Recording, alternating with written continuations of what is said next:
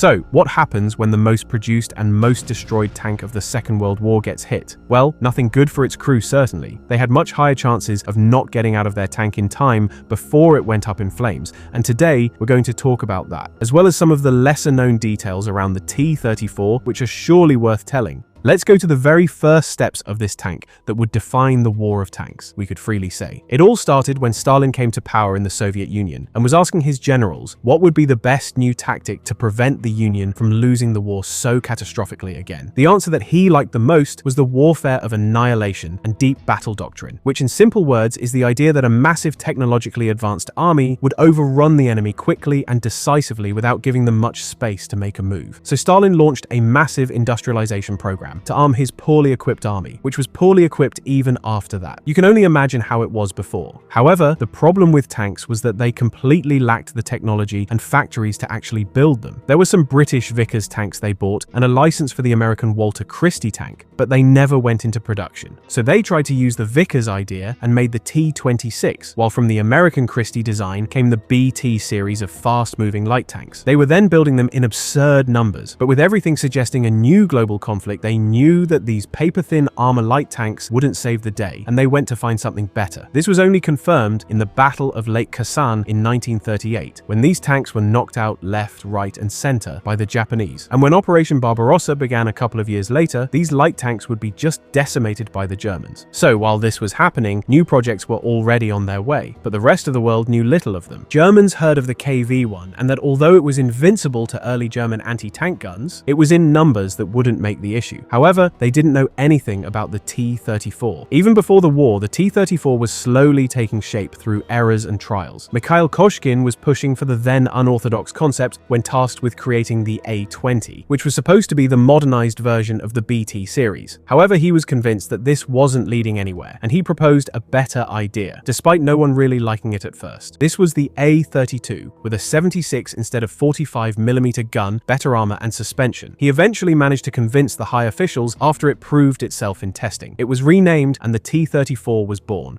Soviets, like Americans with their Shermans, wanted a reliable, easily producible platform of a single tank that would be effective enough and produced in such numbers that it would compensate for every other lack it had. So, this concept was deemed good enough, and it quickly went into production with upgrades eventually coming along the way. Now, for the tanks of the 1930s, 60-degree sloped armor and a high-velocity 76mm gun were quite revolutionary, but the first drawback was immediately recognized. The turret design was inherited from earlier plans that assumed a smaller gun. The first T-34s used a two-man turret originally meant for a 45mm weapon. Cramming a larger 76mm gun and extra ammunition into this space made it extremely cramped for the commander and loader. The commander also had to act as the loader because there was no room for a dedicated gunner in that small turret. This would later prove to be a serious ergonomic flaw, but in 1940, the priority was to get a powerful tank built quickly, so this was left to haunt the crews that were soon to get into combat with it. Before the mass production of the T-34, its designer Koshkin wanted to prove how reliable his creation was, and he went on an extreme trial of about 2,000 kilometers, driving from Kharkiv to Moscow with two T-34 prototypes. As the project was secret, they avoided roads, driving mostly through mud and snow. When they reached Soviet leaders near Moscow and showed the muddy tanks, every critic's mouth was basically shut. However, this took a dark turn when during this journey, Koshkin, who accompanied his tanks on this winter run, often rode exposed in the cold and contracted pneumonia. He even stubbornly stayed with his crew for the return journey, but his health deteriorated, and he actually died in September 1940, not living to see what his creation was about to do in combat. However, I don't think he would have been happy if he saw how the Soviets actually horribly used them early in the war. Now fast forward to June 1941, where the German huge thrust into the Soviet Union is crushing everything in its path.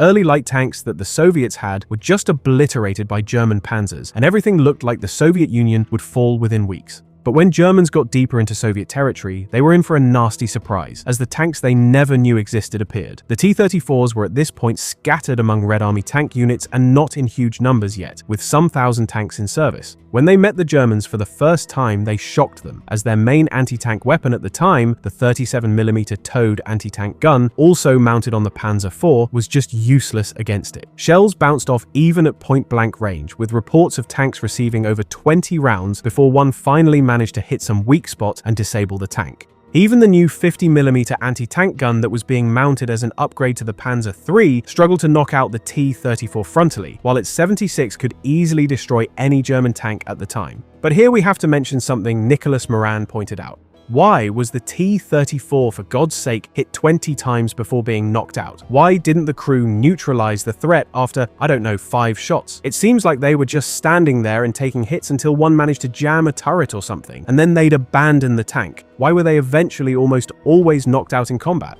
Why could Germans put out at least 3 accurate shots, for each one coming from the T-34? They had better armor, mobility, and firepower, and still didn't do much besides frustrating the Germans with smaller caliber weapons until the Pak-40, with its 75mm anti-tank round, arrived. They also used their anti-aircraft 88s, by the way, but they were in small numbers at this point. Well, the answer is simple. Soviet tankers didn't see, nor were they trained enough to know how to use what was supposed to be a superior tank. We already mentioned how the turret was extremely cramped. Now look at this hatch, a one-piece top hatch for both crew members in the turret, for which you'd need superhuman strength to open. Next thing is that the barely trained commander had to also be the gunner, command the tank, and observe what was happening on the battlefield simultaneously, from a turret with just horrible visibility. Practical tank school lasted for a couple of hours, literally. They also rarely had any radios. Usually only the commander of the platoon would have one. The rest communicated with light or flag signals, or in practice simply by following the lead tank and doing what it was doing. There are actually German reports where they described how Soviet tanks were going into action without any plan, bunching up, unable to locate from where they were receiving fire, and returning horribly inaccurate shots. Oh, and their optics were also horrible compared to the Germans. Stalin, in one of his many purges, killed a significant portion of the Red Army's officers. So at this point, despite having a reasonably good tank, especially for that time, Soviet crews simply couldn't use its strengths. Then there were transmission troubles, fuel and ammo shortages, and just the overall chaos in which the Red Army was at this stage. Germans were bombing factories, so spare parts were difficult to come by. Many T-34s had to be abandoned and destroyed, and just in 1941, over 2,000 of them were lost. In fact, more T-34s at the beginning were lost to non-combat causes than German action. So that myth of invincibility they had when they first appeared was quickly shattered, but the real story of the T-34 was yet to come. However, this doesn't mean that it would be any easier for its crews. Now by the autumn, the Wehrmacht stood just outside Leningrad and Moscow. You see how deep they got, and the Soviets actually faced a real prospect of collapse. However,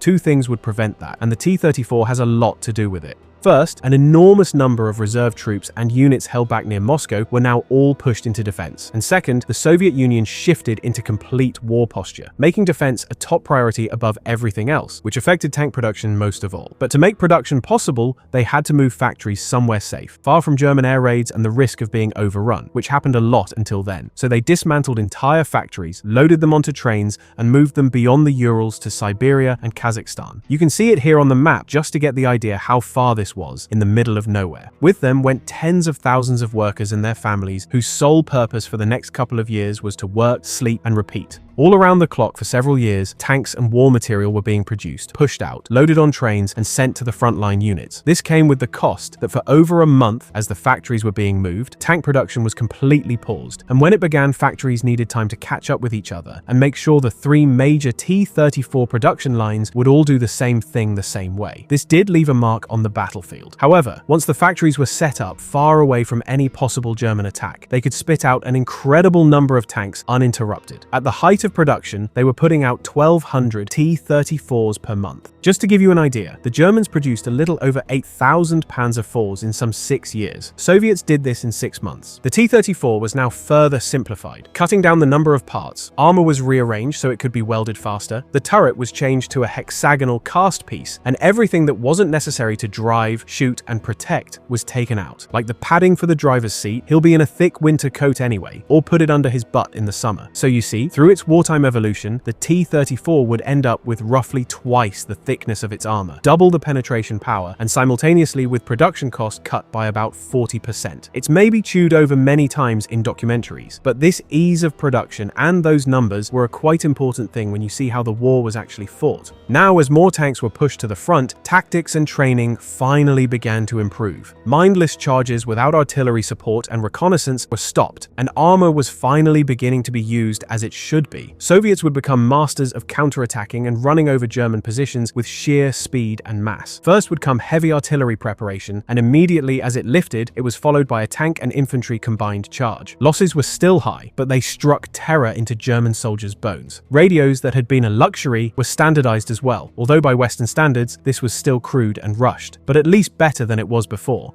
When it comes to taking hits, the T-34 had several problems for its crews. Let's start with the armor. Soviet armor was quite hard, but for that reason, brittle, so even non-penetrating hits could cause spalling. This is basically chunks of armor peeling off inside when hit from the outside, becoming shrapnel that ends in the crew's face. But, as you were most likely to get hit by some of the Germans' high-velocity anti-tank guns, the spalling wouldn't be as much of an issue. German guns from the Pak 40, the 75mm towed anti-tank gun, also modified and mounted on Panzer IVs and Stug assault guns, and everything above were all more than capable of going through any Allied tank, even at long ranges. They also used explosive filler inside, unlike Allied solid shots. So besides an armor-piercing core blasting its way through your tank, it would also explode inside. Which brings us to the next big thing: ammo, and every tanker's biggest fear: fire. Shells for the main gun were stored in racks along the hull sides in floor stowage and some ready rounds in the turret. There was no standardized stowage like in the later Sherman to reduce the chance of setting the ammo on fire after a hit. To make matters worse, Soviet ammo was much easier to catch fire for some reason. When combat shifted to more urban engagements, the biggest threat became Panzerfausts. They had short range and were quite inaccurate, but once they hit the tank, the shaped charge jet would melt through the armor and spray the inside of the tank. Just imagine red-hot molten metal spraying all over you. It burns through clothes and, well, everything under them. It also ignites ammo immediately, and the Germans built more than 8 million Panzerfausts during the war, so they were all over the place in huge numbers. In the later stage of the war, Panzerfausts were responsible for around 70% of destroyed tanks, and they actually killed more crew members per destroyed tank than the anti-tank guns, due to the way they worked as we just described. But T-34 crews at least got, instead of a single super heavy hatch on the turret, 2 hatches that were much easier to open in an emergency. The driver, however, who was sitting awkwardly behind the frontal slope, had his forward opening hatch. Now, in case of the tank burning, he would most likely go through the turret if he could, because opening and then exiting through this hatch was everything but easy to do, even in normal conditions. Not to mention, it could get stuck after being hit. All this contributed to Soviet tankers having a much higher number of men killed per destroyed tank. In the American Sherman, which was portrayed as a death trap, there were actually around 1 man killed per knocked out tank. The Soviets had 2, and they had a 4-man crew, while the Sherman had 5. So they basically had 50% chances to get out, and per some other sources, this number could be as low as 20%. Oh, and we didn't even mention the poor bow gunner in the early T-34. He didn't have a hatch and could only see through a small hole beside his machine gun. Luckily, he was removed in later models. When we're mentioning later models, we surely have to show the T-34-85. Germans used their heaviest tanks for the first time and in the biggest numbers on the Eastern Front. Soviets were the first to see the Tiger, Panther, Tiger II, and super heavy tank destroyers like the Ferdinand and later the Jagdpanther. So, they quickly found out that the T-34's 76mm gun was not going to hold on for long. Because of this, in 1944, the T-34-85 was introduced, solving the previous model's biggest problems: its firepower and its 2-man turret. In the new turret was now mounted an 85mm gun designed from a Soviet anti-aircraft cannon, something like the Germans did with their 88 Flak. It had the high muzzle velocity and armor penetration power needed for the new German behemoths. They also fired more powerful high explosive rounds for other targets as a nice side benefit. But the real improvement was the redesigned turret. It was now finally large enough for the gun and 3 people, introducing a dedicated loader and gunner to do everything around the gun, and giving the commander a much-needed break so he could focus on the battlefield. Visibility was also improved with a proper cupola with all-around periscopes or view slits, and this significantly improved combat effectiveness, or better said, reduced the non-effectiveness of the early T-34, although it was still far from being ergonomic, spacious, or comfortable. Outside the tank were also welded handles for the infantry to hold onto during the charges, and production now shifted toward this model. By the time the war ended, the Soviets had produced some 57,000 different T-34 models, which is just staggering in such a short time, and it is the most produced tank of the war. Second place would be the Sherman and its variants with just under 50,000. So, not counting all the other tanks and self-propelled guns the Soviets had, just the T-34 outproduced all German armored vehicles combined, and that fact was responsible for winning the war despite not being the best tank.